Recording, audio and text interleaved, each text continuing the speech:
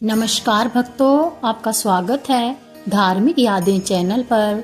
आइए शुरू करते हैं एक आध्यात्मिक सफर जय श्री श्याम के साथ। आज हम सुनेंगे फाल्गुन महीने के कृष्ण पक्ष की संकटी गणेश चतुर्थी व्रत कथा।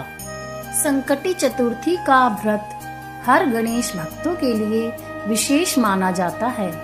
यहाँ हर महीने को आने वाली कृष्ण पक्ष की चतुर्थी तिथि को संकटी चतुर्थी के नाम से जाना जाता है। यह पर्व माता पार्वती के प्रिय पुत्र भगवान श्री गणेश को समर्पित है। इस दिन भगवान श्री गणेश का विधि विधान से पूजन करना और उनका अनुष्ठान करना चाहिए।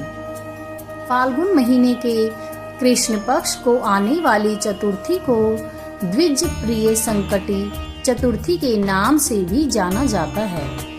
आइए सुनते हैं फाल्गुन महीने के कृष्ण पक्ष की गणेश चतुर्थी व्रत कथा।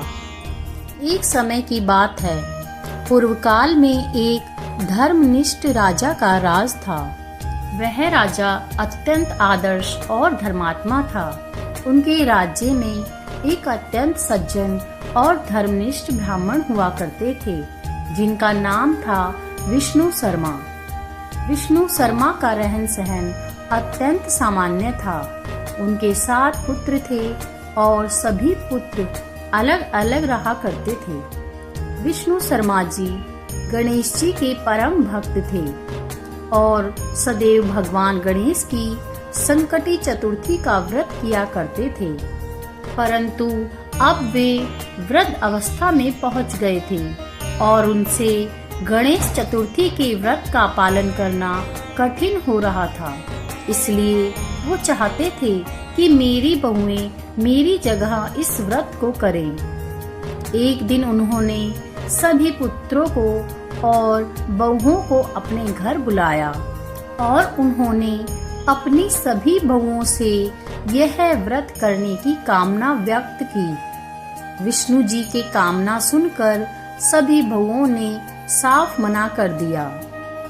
केवल सबसे छोटी बहू ने उनकी बात मान ली। सबसे छोटी बहू धर्मनिष्ठ और साफ मन की थी। अपने ससुर को वो पिता का दर्जा देती थी। उसने संकटी गणेश चतुर्थी के दिन सभी सामान की व्यवस्था की और ससुर के साथ खुद भी व्रत रखा और उस दिन भोजन नहीं किया। केवल अपने पिता समान ससुर को भोजन करवा दिया। आधी रात का समय था और विष्णु शर्मा जी की तबीयत अचानक से बिगड़ गई। उन्हें उल्टियां होने लगी।